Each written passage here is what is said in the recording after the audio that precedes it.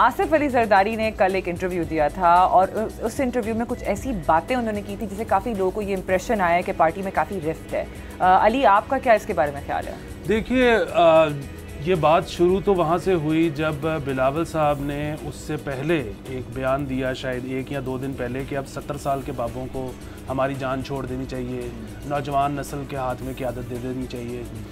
उनसे पूछा गया जब ज़रदारी साहब से, तो उन्होंने कहा कि वो खाली मुझे थोड़ी कहते, तो सब तो एक जेनेरिक बात थी। अच्छा, इसमें ना बिलावल साहब ठीक कह रहे थे या गलत, हम इस पर ज़रूर बात करेंगे, लेकिन बाद में सबसे पहले ना तारीफ़ करनी चाहिए कि ये बात सिर्फ पीपल्स पार्टी कर सकती थी। उसकी वजह यह है कि वैसे तो पाकिस्तान में बहुत सारी पार्टियां और बड़ी अच्छी बातें होनी चाहिए, हम सबकी इज्जत करते हैं, लेकिन अगर 3 आप मकबूल तरीन पार्टीज़ को देख लेना तो पीटीआई तो के बगैर डांस पार्टी भी नहीं है, ठीक है। अच्छा, अगर आप नून लीग पे चले जाएं तो अच्छे भले मियाँ साहब चिन पे मास्क लगा के चेल्सी में चिलिंग कर रहे थे, यहाँ पे पार्टी ने हाथ जोड़ जोड़ के उनको वापस बुलाया कि खुदा दा वास्ता जी आ जाओ, नहीं तो ऐसी गए यहाँ, ठीक है। पीपल्स पार्टी वाहिद एक जमात है जहाँ से एक आवाज़ निकली कि नहीं, ये जो बुजुर्ग की आदत है ये ना भी हो तो हम मैनेज कर लेंगे, हम वोट है जो भी हमारा है, या हम उसके बाद जो फैसले लेंगे वो शायद बेहतर होंगे। सो ये एक बड़ी बुनियादी इसी नुक्ते पे बिलावल साहब का अगस्त के महीने में एक और बयान था कौमी असम्बली में, जिसमें वो कहते हैं कि आप सियासत जो है, जो सबकी हवाला दे रहे थे कि मेरे लिए और मरियम नवाज साहिबा के लिए सियासत ऐसी ना छोड़ के जाएं जो हमारे लिए मुश्किल हो जाए। तो वो भी इसी बात में, ये अगस्त से बात इस तरह की शुरू हुई है कि ये जो आप जैसे उन्होंने लफ्ज़ इस्तेमाल किए बाबे जो हैं,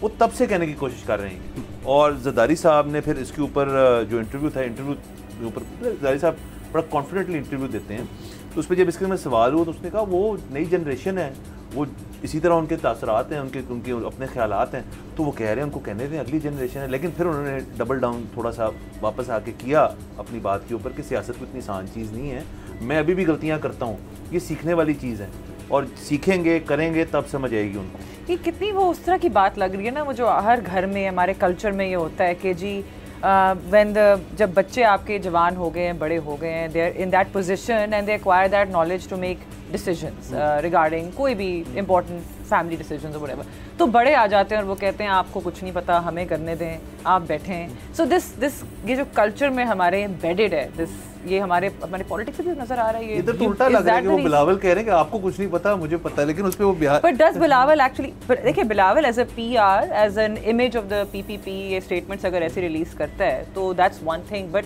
डज इट, आई मीन मुझे तो इंटरव्यू से यही लगा था that true power lies with Zardari साहब। देखिए, ये बात ठीक है, बिल्कुल तमाम पार्टीज में ऐसे ही होता है, क्योंकि जाहिर है जो हमारे घरों का में चलता है वैसे ही पार्टीज में चलता है। वो मतलब हमारी तरह के ही लोग होते हैं ना, जो कुछ पॉलिटिक्स में चले जाते हैं, कुछ कहीं और चले जाते हैं। बात बड़ी सादी है, वो ये है कि निचली जनरेशन से नई जनरेशन से रिबेलियन आना, ये भी तो उतना ही नेचुरल है ना जितना बुजुर्ग को ये कहना कि तुम्हें नहीं पता, साइड पे हो जाओ। और ये चीज़ बहुत बाइसे तशवीश है for PTI and for Noon league कि उसमें रिबेलियस कोई एलिमेंट है ही नहीं।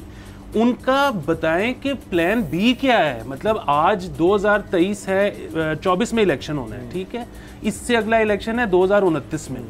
उसमें ये जो आपकी बुजुर्ग खेप है, अल्लाह सबको सेहत तंदुरुस्ती सारा कुछ दे, लेकिन इसमें से कई लोग शायद नहीं होंगे और कई लोग इस हालत में नहीं होंगे कि इलेक्शन लड़ सकें। तो फिर उसके बाद क्या आदत है, क्योंकि वो तो बार बार और नाम उन्हीं का लेते हैं। और ये आप देखें कि ये शायद सिर्फ पाकिस्तान की हद तक मसला नहीं है, अगर अमेरिका में भी चले तो जो बाइडन जो उनके प्रेसिडेंट हैं,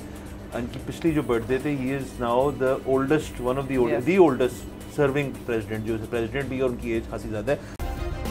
सब्सक्राइब करें और बेल दबाएं ताकि कोई खबर रह न जाए।